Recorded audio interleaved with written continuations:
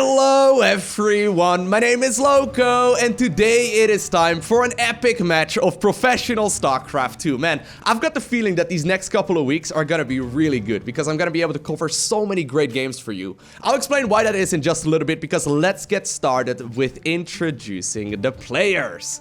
Spawning right here on the left-hand side of Automaton. I know a lot of you already glanced down at the bottom of the screen. This man is the current world champion of StarCraft. I am a massive fan of him. We are looking inside of the main base of Serral.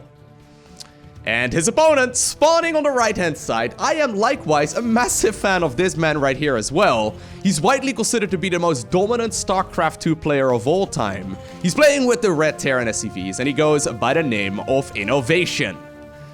So, here's the thing. This game was recently played at IEM Katowice. It's considered to be the second biggest tournament in StarCraft 2 of the year. I believe the total prize pool was like $400,000. But right after the tournament wrapped up, literally minutes after the event ended, they immediately released the replay pack. Now, this is an event that I believe lasted like 6 or 7 days. They broadcasted like 12 hours every single one of those days, which means that so many games were being played simultaneously that I could possibly not keep up with all of it live. And this is one of the matches that I personally did not see just yet. Now, of course, it also immediately turned out to be apparently the best game of the entire tournament, so I am excited to figure out what this game is all about.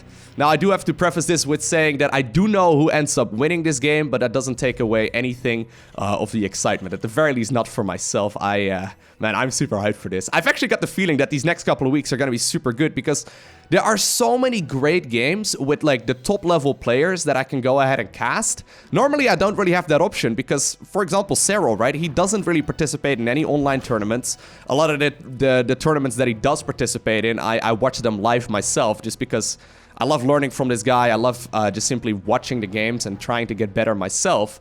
And because of that, I don't get to cast nearly as many games of him. But since there are so many replays right now available for example, Serral, there's Maru games as well. There's some sick replays coming up. And I really do think that I'm going to be able to bring some of the best replays that I've ever brought to you on this YouTube channel over the next couple of weeks. So if you are new here and you haven't just yet, do make sure you hit that subscribe button so you get notifications as soon as future videos go live.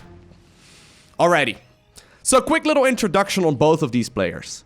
Innovation and Serral are widely considered to be some of the best macro players in the world. That is what they are known for. Innovation, for the longest time, he was the player who would just play the same build pretty much every single game. It was actually pretty much this one in the Terran versus Zerg matchup. He loved going for the Marine base opener, open up with 60 Marines, 2 medevac, Stimpack, and then drop with Marines better than anyone else did. And that was kind of what made him so scary. Actually, he did manage to snap the drone right there out from the claws of Serral. Doesn't really matter too much. He's going to be able to bring another one down towards the low ground and still have the third base up at a reasonable time. Now, likewise, Serral is another player who is very well known for his macro game. Nobody really thinks of Serral rather, as like a cheeser, okay? While he does cheese from time to time, I mean, if you are the world champion of StarCraft, you have to, and that's one of the things that Innovation started doing a lot more as well over the last couple of years. You have to go ahead and at the very least play aggressively some of the games. But neither of these players are really considered to be cheesers as their default mode. Like, for example, we have players like Goblin, or for example, someone like Haas. I mean, coincidentally, both of those are Protoss players. Shots fired by Lowko. No, but seriously, there are a lot of players out there that play a lot more aggressively, and neither Innovation nor Serral is really one of them. So I wouldn't be surprised if in this game we're going to be seeing a much more macro-focused approach as well. I mean, I know that this game is going to be a very long one, so I wouldn't be surprised if they are going to be playing what they consider to be their A-game. Alrighty, so Bailing Nest coming up right here for Serral at about the 4-minute and 10-second mark. He already has a lot of queens as well. But as you may have already noticed by that production tab, he has been following this up with mostly just as many workers as he can. And that's where Serral really shines. He's one of those players who doesn't really ever seem to take a lot of damage. And he always he always makes just enough units to defend what is going on. And that's one of the hardest things ever to do if you are a Zerg player. Now, I love this from Innovation. He's actually not waiting for the 16th Marine. A lot of Zerg players are very, very tuned in with the 16 Marine drop. I guess this one hits just like 5 seconds earlier or so, which means that Zerglings might still be spawning.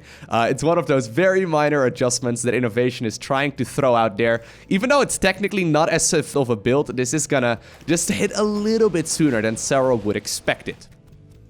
Now there we go though. He already has a lot of links ready. Queens are currently waddling over towards this location as well. And even though Stimpack is done, I don't think this is going to be able to do too much. It all comes down though to the control right here of Terran. 2 queens actually going down, 3 queens going down, 4 queens going down. Well, here I am explaining that generally speaking, Serral doesn't lose that much. Well, that was very significant.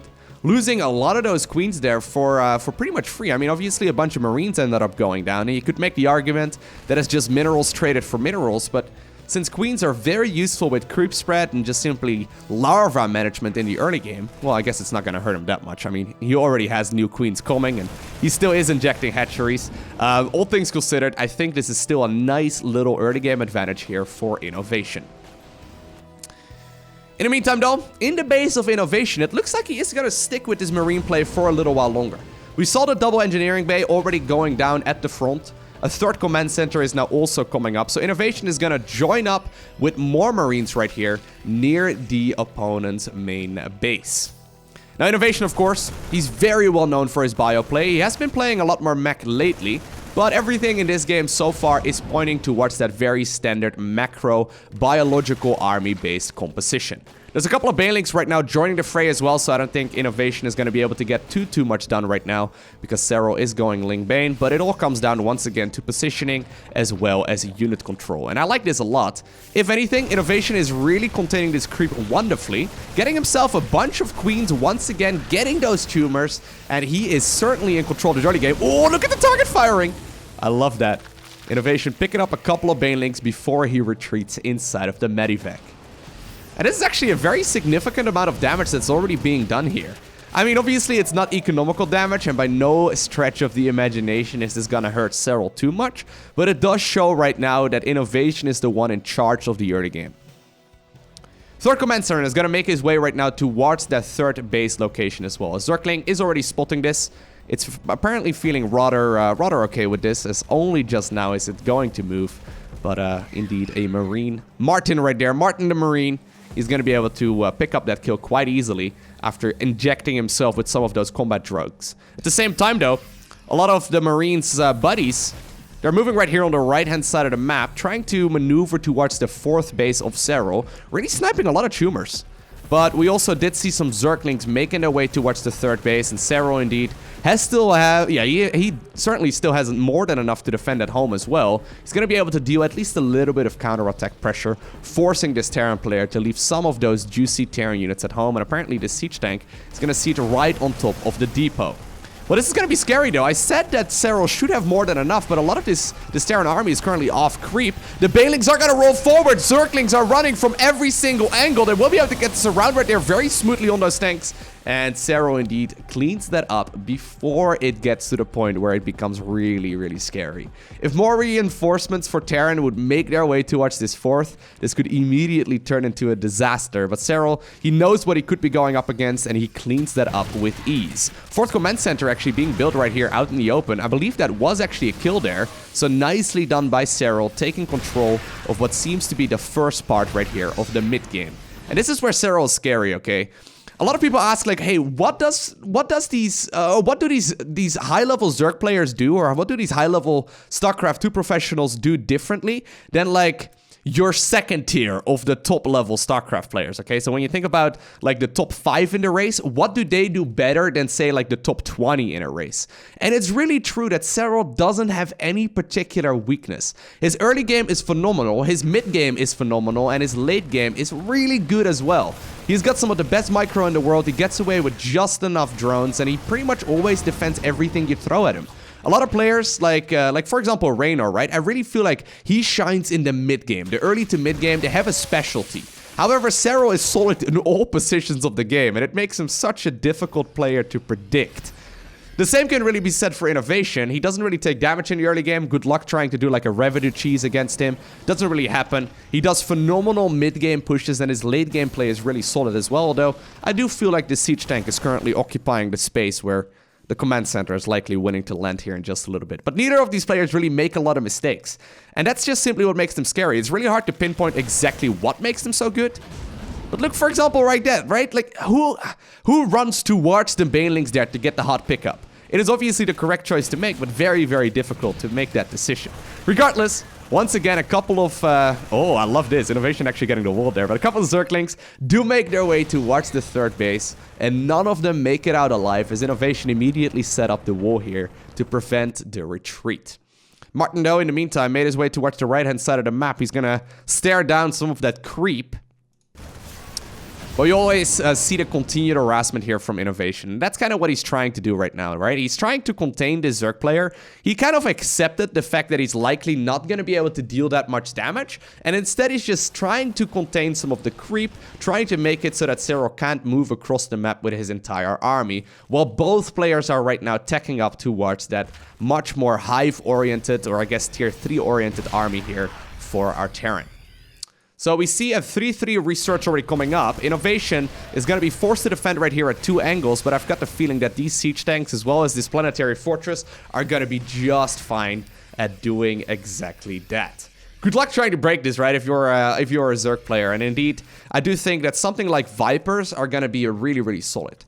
This defensive positioning here for Innovation is going to be rough to break. He can even go ahead and like long distance mine these golden minerals if he really wants to, and I think that's what he's planning on doing, yeah. There we go. If you play Bio, you obviously don't need nearly as much gas as when you play Mech. So if you can make more Marines, usually that means you're in a good spot. And he's going to be able to start getting those golden minerals really, really safely right here, because no one's going to be able to break this position right now. Double Spire coming up right now as well for Serral. He's done droning, of course. He's got himself a lot of bases. He's even grabbing the bases right here in the center as well as the bottom right. Already just finished up the base right here that some players like to take as their 4th. But yeah, I do think we are indeed headed towards a very macro-oriented late game here. Oh, a little bit of misclick right there. Yeah, that does mean that these Marines are going to be able to deal quite a bit of damage. You saw that accidentally Serral clicked on the extract there, which means that it's going to have to pull more units right here towards the high ground. And with the banelings joining the fray, this will be cleaned up. At the same time, there's also a fight right here on the right-hand side, which will have a much better connection as far as those banelings go here for our Zerg player in blue. Alright, so the question is, when are either of these players really going to engage? We see Innovation already finishing up the fleet beacon. That looks absolutely sick, by the way, with that skin. I've never actually seen that thing before, I don't think. But, ooh, nice little abducts there. Yep, nope, you're not going anywhere. I really wonder where both players are going to take it. We see a mass command center coming up right now for Innovation. We see a Brute Lord tech switch right now coming up for Serral. This has been scanned just now by Inno, so he knows that he eventually might have to deal with some of those Brute Lords. But for the time being, he's pretty much safe. Okay, so since it seems like we have skipped most of the early game as well as the late game, let us discuss ultimate late game compositions for both players. When it comes to Zerg, ideally you get yourself as many spellcasters as possible, okay? Having a unit composition based around Vipers, Infestors, and Queens is it's insanely strong. I think he's actually looking to get some abducts, maybe? Oh yeah, I love that! Getting some of those siege tanks, that is really well done. He's actually pushing right here on the right-hand side as well. Ooh, the SCVs now are actually in a little bit of trouble, as maybe the Hydras can start shooting across. Not quite gonna happen. But anyways, obviously you want to have as many upgrades as you can with Zerg as well. You want to get Corruptors and Brute Lords, as well as much static defense as you can possibly muster. That's kind of like the ultimate late game army for Zerg. And what you will see a lot of top level Zerg players do is that they don't quite max out on an army composition like that. They save like 20 to 30 or so army supply just for units like Zerglings, Banelings, and Hydras, so they can do like counterattacks and little bits of aggression like that. And once again, there's a little bit of drop harass coming up right here for Innovation. He's going to try and see if he can potentially pick up the main base, or at the very least force some of those Zerg units back into the main base. I love the abductions here, man. That's so cool, right? That prevents a lot of these units from getting out of there. Yep, and with the second medevac going down as well, none of Martin's buddies are going to be able to make their way out. Anyways, so that's like the ultimate late game composition for Zerg and what Serral ultimately is looking for. So he's got Broodlers right now, he's got Infestors joining the fray, he still has Vipers left over, as well as tons of Queens. Now, as far as Terran goes, it's a little bit harder to say. It seems like the ultimate late game composition is still very much so up for grabs. A lot of top level Terran players have been going for example, a lot of battle cruisers. The thing is, battle cruisers are very difficult to mass because they're very expensive, and usually it's not nearly as solid as, say, for example, Mass Liberator with ghost support as well as a ton of nukes. Nukes are phenomenal. If you get yourself nukes, you can obviously zone away against that very slow-moving late-game Zerg army. You can really force your opponent out of position. And likewise, just as Zerg does, usually Terrans will still at least dedicate some supply towards having some of those Marines, Marauders, and Medevacs as well, so they can do some counter-attack aggression as well. Because the theme right here that you're gathering probably already is that both of those ultimate late-game armies are super slow. Right? Mass Broodlord is not going to be very good at defending drop play. So it's always a tight rope that you're walking in the late game. How many units do you want to dedicate to defense? How many do you want to dedicate to offense? And how many do you want to use for run-bys and everything like, for example, that? Now, creep obviously is phenomenal as well. The more creep you get, the better it's going to be for Zerg. If he gets a lot of creep out, he's obviously going to be able to get the queens in position, but then also the spore and the spine crawlers. But ultimate late game, I have to be honest with you, that's still very much so undiscovered. We don't see a lot of scenarios where the entire map mines out. And I kind of get the feeling that we are headed in that direction, both by knowing roughly how long at the very least this game takes, but also the amount of bases that are on this map. I mean, already we see, if you draw like a diagonal line, right, on this map right now, on the minimap, both players are already starting to take control of their sites right here.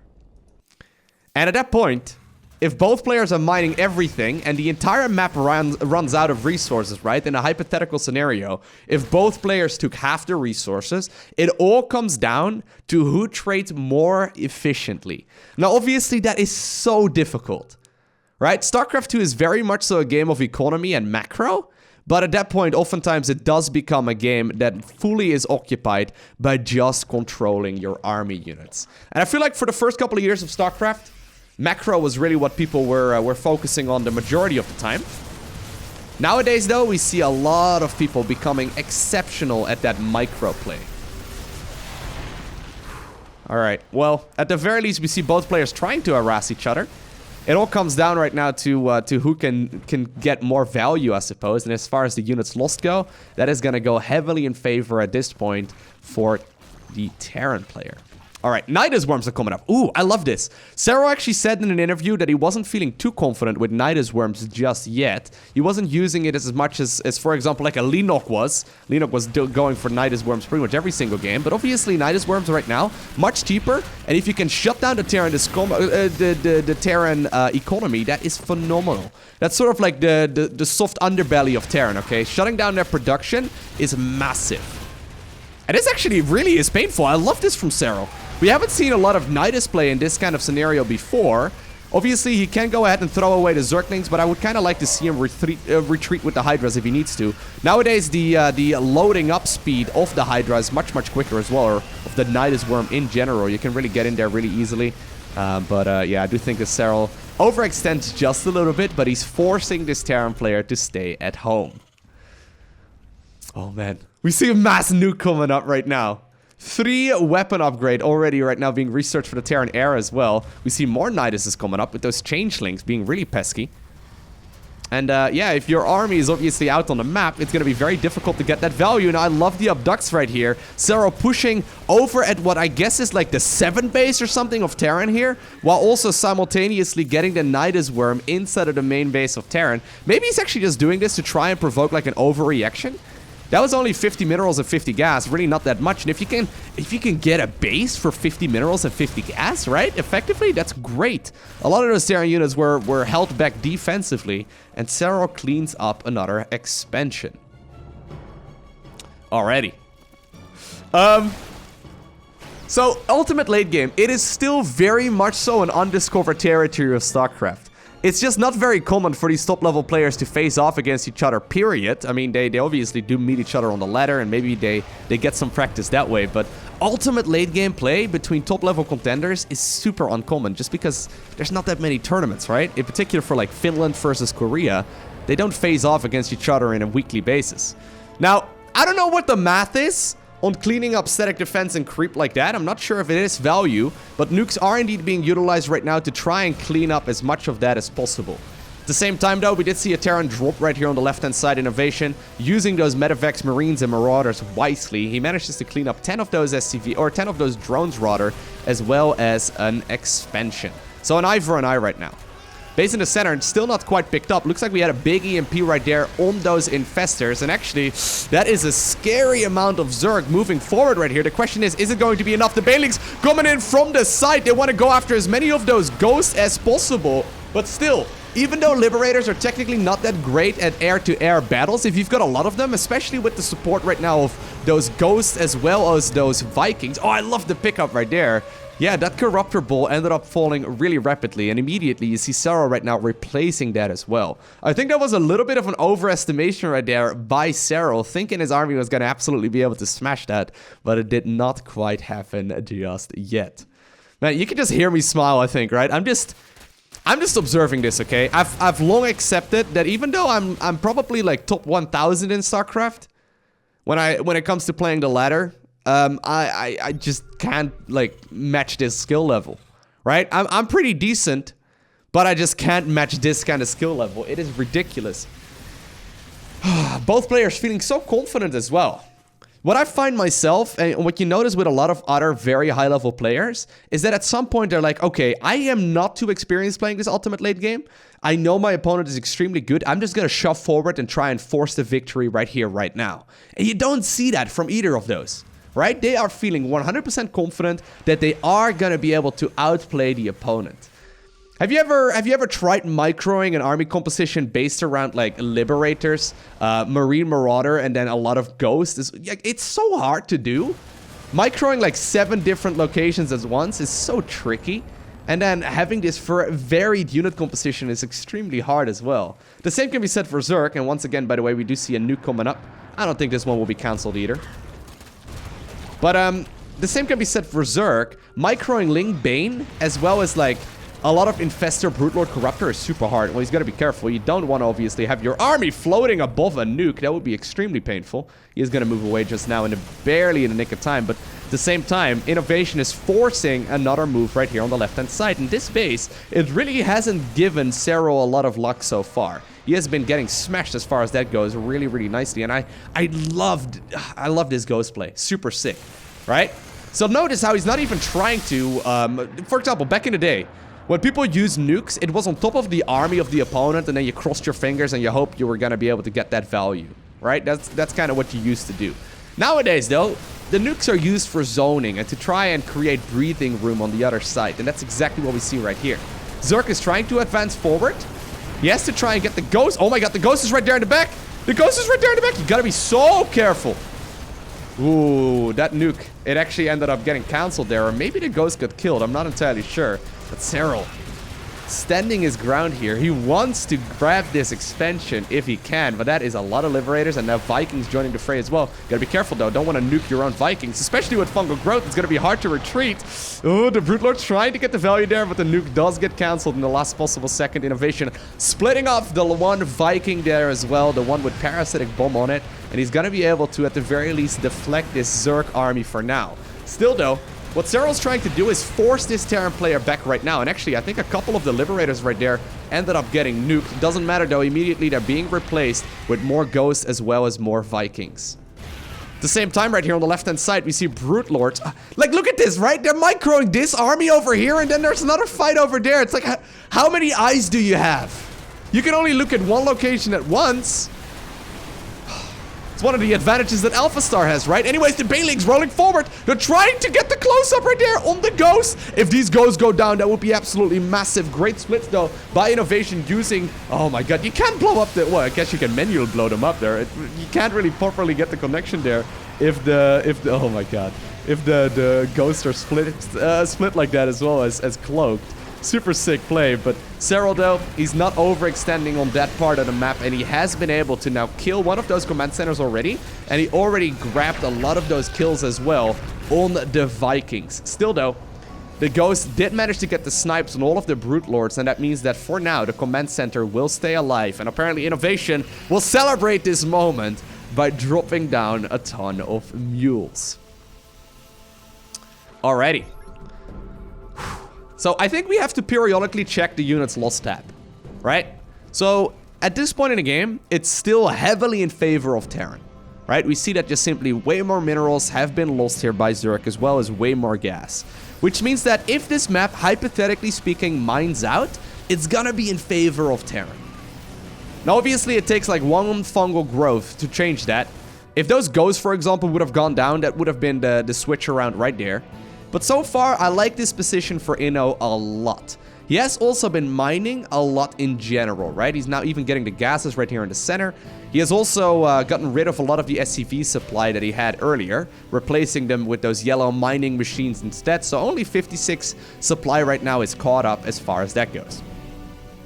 This base over here, though, it really hasn't been mining that much for Zerg, right? I mean, these mineral patches are still looking very fresh. They still have tons and tons of resources remaining.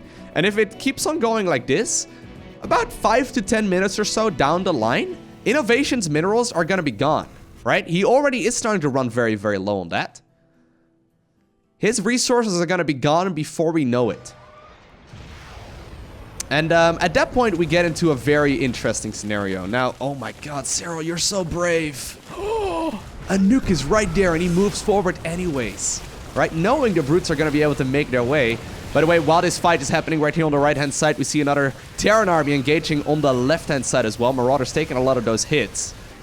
But once again, while Serral is trying to close the distance right there towards that planetary fortress, he's not really getting the value just yet.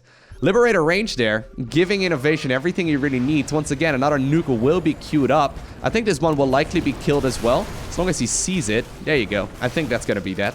And it will be picked off. But while that's going on, Innovation, using part of his army so wisely here, keeps on sniping the economy. This is 100% an economy game here, right? Even though both players are microing their ass off, this is still very much so an eco game. Gotta be careful though. Don't want your Vikings getting fungled there. But this base right here, it really hasn't been mining yet. And I've got a feeling that by the time Serral does break through these defenses, this base is going to be as good as mined out anyway. So where exactly do you go from here? I've kind of got the feeling that Serral should just take up like a defensive position and allow his opponent to take that base. Maybe start fighting the top left-hand corner instead. But I guess if you do that... Ooh, nice connection. But I guess if you do that, right, all of a sudden the bottom right is going to be pretty scary and empty as well. Innovation, though, once again, using another one of those nukes, trying to utilize them to the best of his potential. I've got the feeling that this ghost is going to be in nuke radius himself. Serral, though, doesn't know where this nuke is going to be located, and he does find out the location at the last possible second. And while it does do a lot of damage to the hatch, most of the drones do stay alive. Alright. Alright, alright. Oh my god, I love this! He used scan right there to get using scan right there to be able to land the nuke anyway.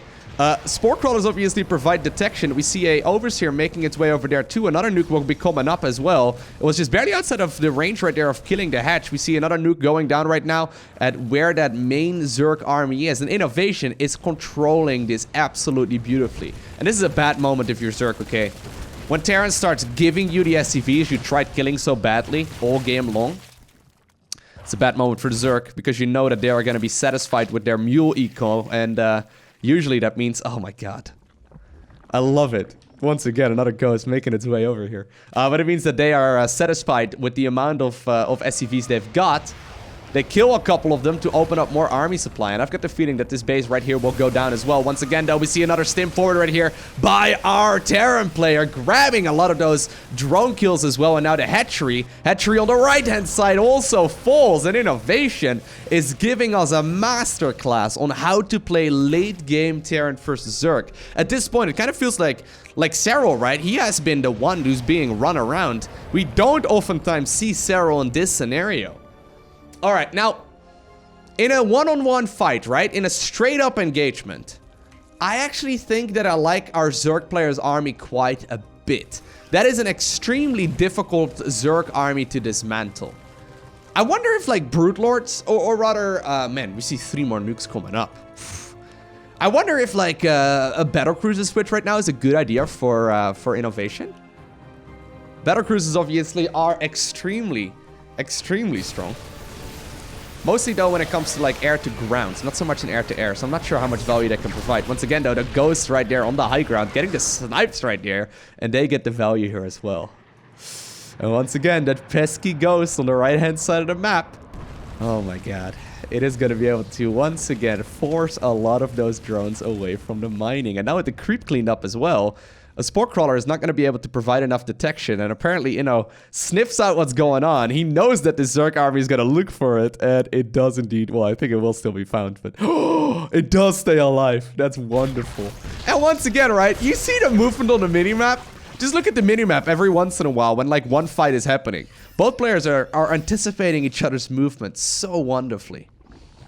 Anyways. I've got a feeling, though, that this is leading up to one big clash. Right? Because at some point, these armies are going to have to face off against each other. Inno is doing a phenomenal job right now shutting down the economy. Really preventing a lot of this Zerg from mining. Once again, he's always making a move on 2 fronts at once. And this time, ooh, will it be found? Yep, it will be found. But the hatchery will take a bunch of damage. And while the drones stay alive, the hatch right here on the left-hand side is not nearly as lucky. I've almost got the feeling right now that Innovation should be the one that grabs this base. That would not even be that crazy. And actually, the drones... Oh my god, he's gonna send the drones back anyway. He's feeling so confident that he can kill the Ghost. Such a ballsy move. At the same time, though, we see that big, scary Terran army right now moving on the left-hand side. Well, I say big and scary. This is really where the big, scary army is. He's looking to try and get some good value. Ooh, I wonder if that's maybe a little bit of overextension there by Inno. But I've kind of got the feeling that, like, Terran could start mining this base here in just a little bit. Okay, so let's take up inventory. How much mining is left over? Not that much, right? All of the resources on the Terran side of the map are running relatively low, right? If you draw the diagonal line, he's mined most of the bases that are valuable to him. And really the bank here for both players is not that big. There's a lot of gas here for Terran.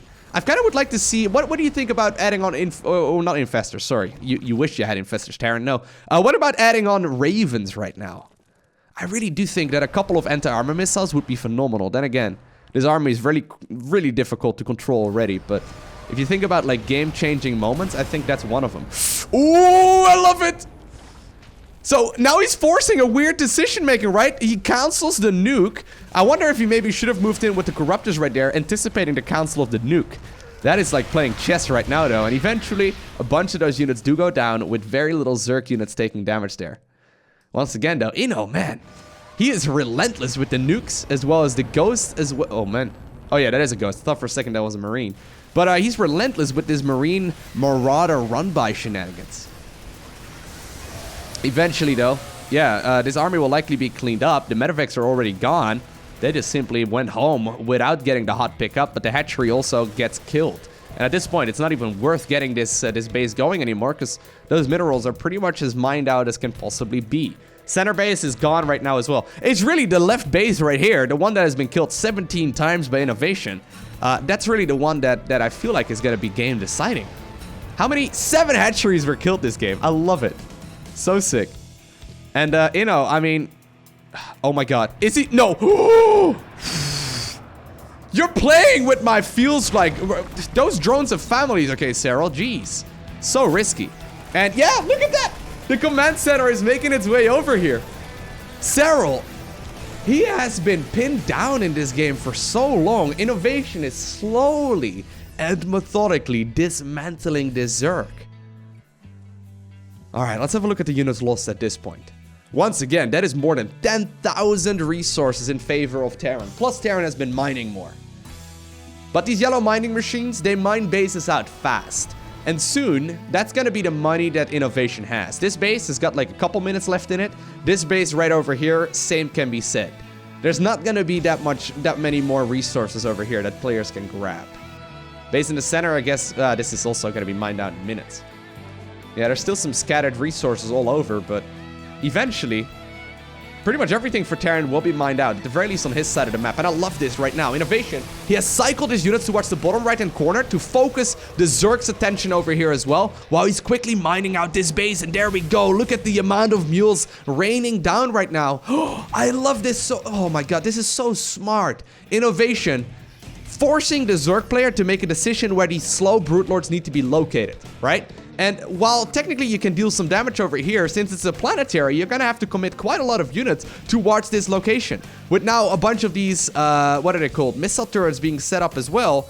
Just a bunch of brutes and like infestors and stuff aren't gonna cut it. This base is gonna stay up for quite some time. Okay. Once again, innovation moving forward. Trying to contain this Zerg. This is like, it's containing your opponent while they have free reign of the map. You know what I mean? Like, that's kind of what it feels like right now. He's soft-containing his opponent with nukes as well as just simply... Oh, it's just so good. So good. Still, though, it's one slip-up away from disaster right now.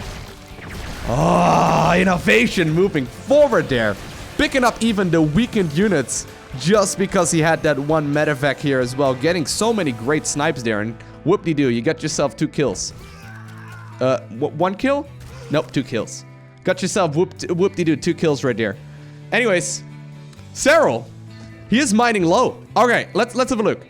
There's some resources in the natural.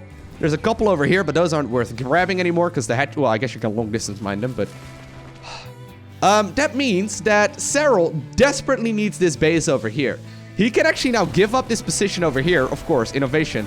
As soon as that army moves, right, he's immediately making his way towards this location as well. But at this point, this is going to be one of the mining bases that is going to determine the outcome of the game. Whoever gets more resources here is going to be the one that is going to be super happy. Now, keep in mind, innovation, he is not breaking even here. He's getting advantages. Every resource he grabs, as well as every efficient trade he takes, is going to put him further and further in the lead. He's just giving Serral like 7 bases, and then he's like, okay, you're not gonna grab the 8th one. I'm gonna get 9 instead, right? That's I didn't count the bases on this map, but that's kind of the situation that we find ourselves in right now. Oh my god. Since this base is gonna run pretty low as well, I almost think you could actually commit a bit of an engagement over here. But anyways, oh my god, look at that! Nukes are coming up. We see abducts happening left and right as well. The nuke is still going. The nuke is still going. It's the one goes right there in the back that's trying to get it. Oh my god. Just barely moving away from that fire radius in the nick of time, right? Oh, that is so close. Once again, as soon as the nuke goes down, we see the spore crawlers making his way forward. He needs to target fire it, and he did manage to get the kill right there on the ghost that was deploying the tactical nuke. But more and more of them are available. Another nuke is coming up right now as well. Does Serral see where it's located? Apparently he does, as it already was killed. The Vikings, though, trying to zone in here as well. The Marines ready, eager to stim forward to grab some of that, some of those kills right there on those Brute Lords as well. We see EMPs going down left and right. That is innovation trying to get the value right there. Oh, massive parasitic bombs. Great split-offs as well, though, by innovation. Trying to prevent those Vikings from killing each other. Another nuke will be coming up as well with those EMPs. They have shut down a lot of energy on all of those Zerg spellcasters. And that, I think, means that innovation won this fight. He's going to be able to continue mining here for a little while longer. He's using those nukes to clean up the static defense, and I think as soon as this is gone, yeah, he's gonna start moving a little bit closer. Going for the throat right now. He's like a shark, right? Underwater. Closing in on his opponent, and while Serral is hard to call a prey at this point, this is an extremely well thought out engagement by innovation. So patient, so slow, so methodical. And I think he actually got himself into a really wonderful spot. He's got himself into a solid position where he is gonna be the one that just simply mines so much more. And look at the bank. Look at the bank of Terran. We see like 8,000 resources sitting there. He can continue doing this for a while longer because he's still mining. Serral, he is doing it with the army that he's got right now. And so far, he hasn't been able to break this position. This is an absolute masterclass of the Zerg versus Terran matchup.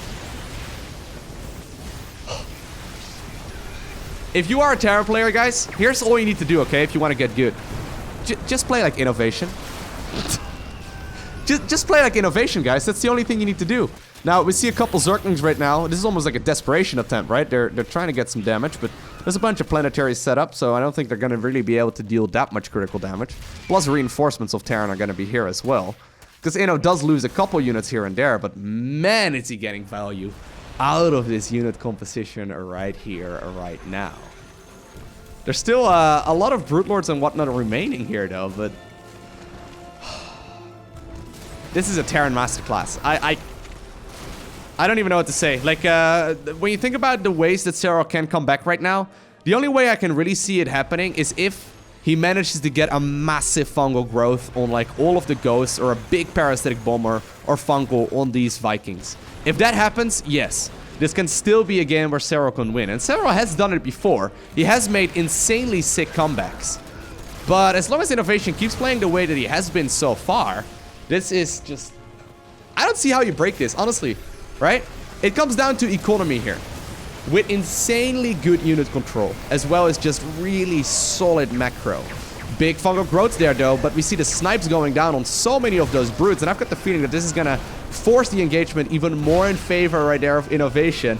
Both players backing up as soon as the nukes land, and now with most of those spores gone, yeah, Serral is really...